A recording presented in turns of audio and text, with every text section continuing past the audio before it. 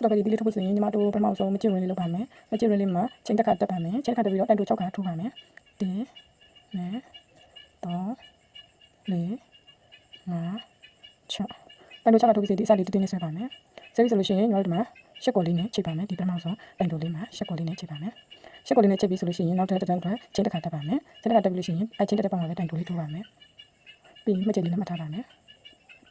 ဒီတက်မှာတော့ညီမတို့တိုင်တိုတိုင်ပွားဆိုပြီးတော့3ချိန်ထိုးရပါမယ်ဒီမှာတိုင်တိုတစ်ခါထိုးပြီးပြီဆိုတော့တိုင်ပွားလေးတစ်ခါထိုးပါမယ်အဲဆိုတစ်ချိန်မဆိုတိုင်တိုအဲဆိုရင်တိုင်တိုတိုင်ပွားဆိုတော့2ချိန်မတိုင်တို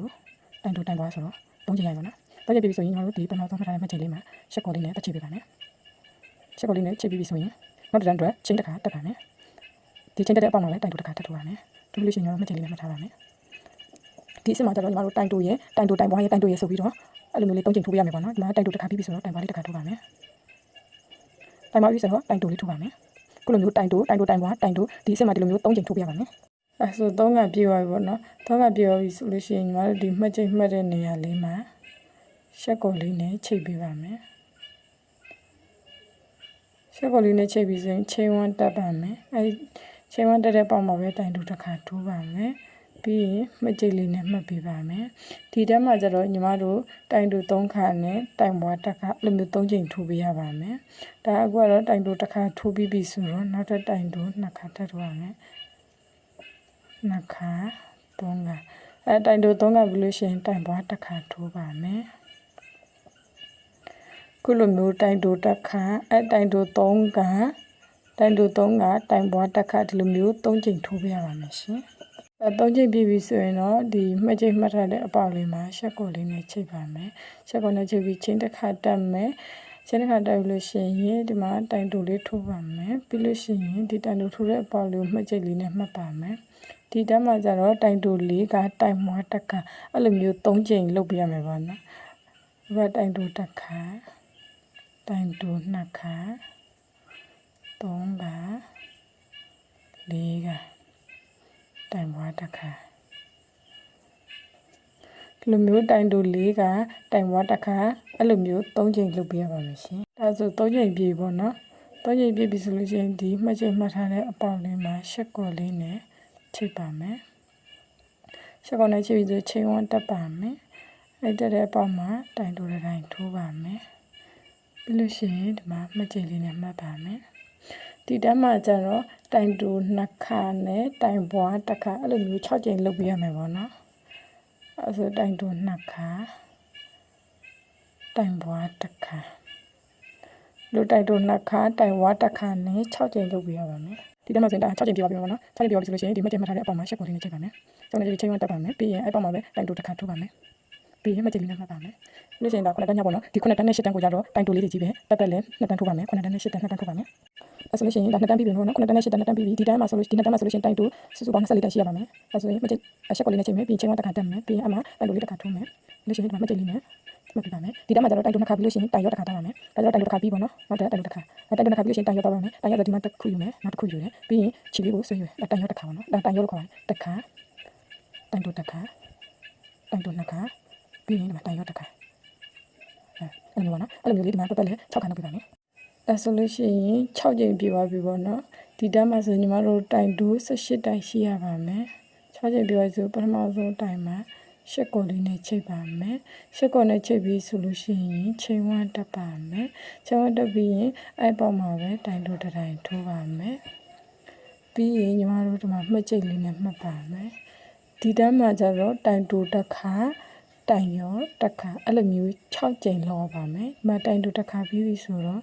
ဝင်ဒီဘက်ဝင်နေဒီဘက်ဝင်နေဒါတိုင်ရောတစ်ခါပေါ့နော်တိုင်တိုတစ်ခါတိုင်ရောတစ်ခါနောက်ဒီမှာတိုင်တိုတစ်ခါတိုင်တိုတစ်ခါဒီမှာတိုင်ရောတစ်ခါနှစ်ခါဒီမှာတိုင်တိုတစ်ခါဒီမှာတိုင်ရောတစ်ခါတောင်းတာပေါ့နော်အဲ့လိုမျိုးလေးဒီမှာ6ချိန်လုပ်ပြရပါမယ်6ချိန်ပြည့်သွားပြီပေါ့နော်6ချိန်ပြည့်သွားပြီဆိုလို့ရှိရင်ဒီတန်းမှာကျတော့တိုင်တိုလေး12တိုင်ရှိရပါမယ်6ချိန်ပြည့်သွားပြီဆိုလို့ရှိရင်ဒီမှာမှတ်ချက်မှတ်ထားတဲ့အပေါက်မှာရှက်ကော်လေးနဲ့ဆက်ပါမယ်ရှက်ကော်နဲ့ဆက်ပြီးလို့ရှိရင်ချိန်တစ်ခါတက်ပါမယ်ချိန်တစ်ခါတက်ပြီးလို့ရှိရင်ညီမတို့ဒီမှာစီလီကွန်လေးထည့်ပေးမယ်စီ စီလီကွန်လေးကြတော့ဒီစတော်ဘယ်ရီတီးလေးကိုတင်းအောင်ထည့်ပြပါမယ်ဒီကတော့မတင်းအောင်ထည့်ပြပါမယ်ရှင်စီလီကွန်လေးကိုနည်းနည်းထည့်ပြလိုက်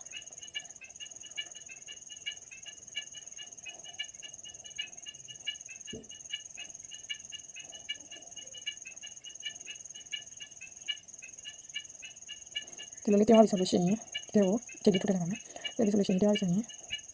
ဒီကတိုင်ရုံးလုံးပေါ့နော်တစ်ခါယူတစ်ခါဒီမှာမကြည့်နေမှတ်မယ်ပေါ့နော်ဒီလိုမျိုးလေးဒီမှာကျတော့တိုင်ရွက်ရွက်လုံးမယ်ပေါ့နော်တိုင်ရွက်ရွက်ဒီမှာ6တိုင်ရှိရပါမယ်ပေါ့နော်တစ်ခါပြီးပြီအဲဆိုနှစ်ခါပြီးပြီ3က4က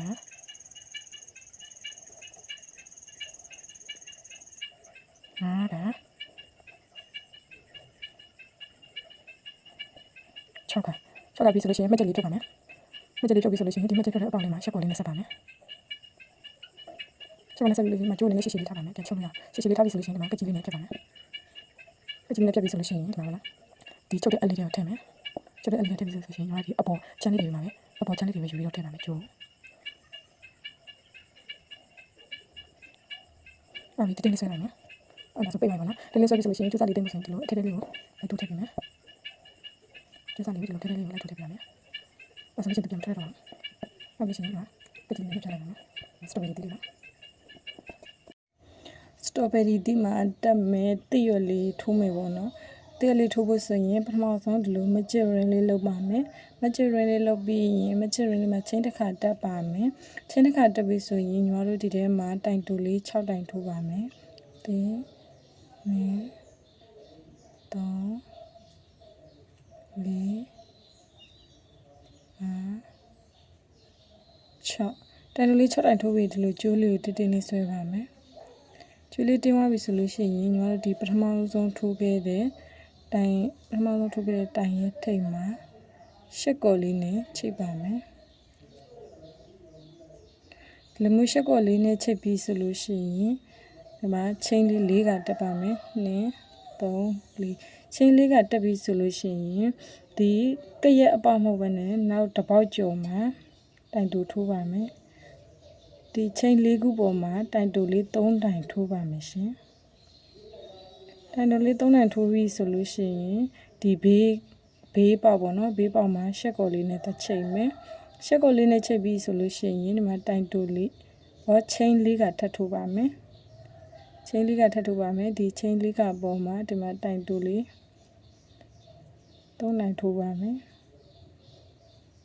တိုင်တူလေး3တိုင်ထိုးပြီးဆိုလို့ရှိရင်ဒီတက်တဲ့ဒီချင်းတက်တဲ့အပေါက်မဟုတ်ဘဲနဲ့ဒီဘေးကအပေါက်ပေါ့နော်ဒီဘေးကအပေါက်မှာရှက်ကော်လေးနဲ့လှမ်းချိန်မယ်ရှက်ကော်နဲ့လှမ်းချိန်ပြီးရင်ချင်း4ကတက်မယ်ဒီလိုမျိုးလေးဒီလိုအဖက်လေး6ဖက်ရအောင်လုပ်ပြပါမယ်ဒီမှာပေါ့နော်ဒီမှာဆိုလို့ရှိရင်6ခါရပြီပေါ့နော်6ခါရပြီဆိုလို့ရှိရင်ရှက်ကော်လေးနဲ့ချိတ်ပြီးလို့ရှိရင်ချင်းတစ်ခါတက်မယ်ချင်းတစ်ခါတက်ပြီးလို့ရှိရင်ဒီမှာကျိုးစားကိုရှည်ရှည်လေးဖြတ်မယ်ဒီမှာစတော်ဘယ်ရီတီးလေးနဲ့ကချော့ရမှာဆိုတော့ကျိုးစားကိုရှည်ရှည်လေးညှက်ဖြတ်ပါမယ်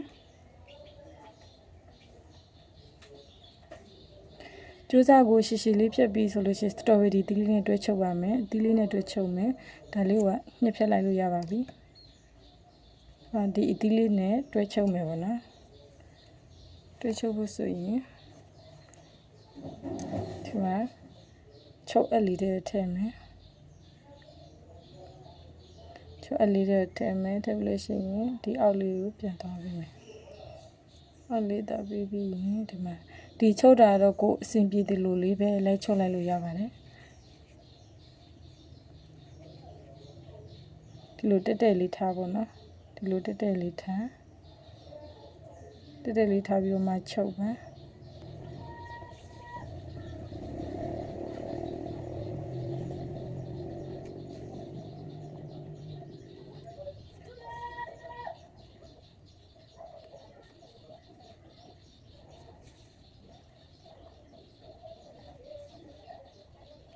ဒီအခက်လေး6ဖက်ရှိတယ်ဆိုရင်ဒီအခက်လေး6ဖက်နဲ့လိုက်ပြီးတော့ကတ်ချုပ်ပေးလိုက်ပါ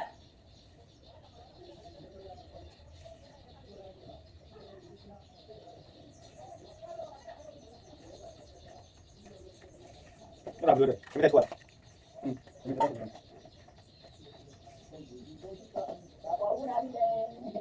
အဲ့ဒါဆို6ခါထိုးပြီးပေါ့နော်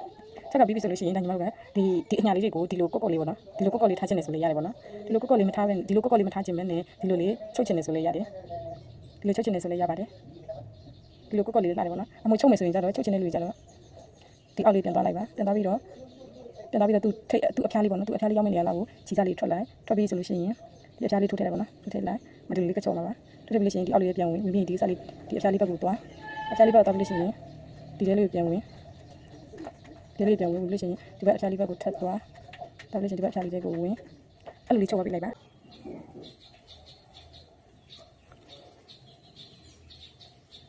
ဒီအဖြူစားလေးထည့်ဖို့ဆိုလို့ရှိရင်တို့အောက်ဘက်ကနေပြီးတော့စထည့်လိုက်ပါအောက်ဘက်ကနေစထည့်ပြီးတော့အပေါ်ဘက်ပြီးပြီလို့ရှိရင်အပေါ်ဘက်ပြီးလို့ရှိရင်ဒီအောက်ဘက်လေးကိုပြန်ထိုးချတာလိုက်ပါပြီးလို့ရှိရင်ဒီလိုခြေစားလေးကိုဘူးတုံးလေးထုံးပေးလိုက်ပါတော့အဲ့ဒါခြေစားလေးကမထွက်တော့ဘူးဘူးတုံးလေးထုံးပြီးလို့ရှိရင်ကက်ကြီးလေးနဲ့ညှက်ဖြတ်ပေးလိုက်ပါကက်ကြီးလေးနဲ့ညှက်ဖြတ်ပြီးတော့အဲ့အစားလေးကျတော့အထက်ထက်လေးကိုပြန်ပြီးတော့အက်လေးနေပေါ့နော်ပြန်ထည့်ပေးလိုက်ပါ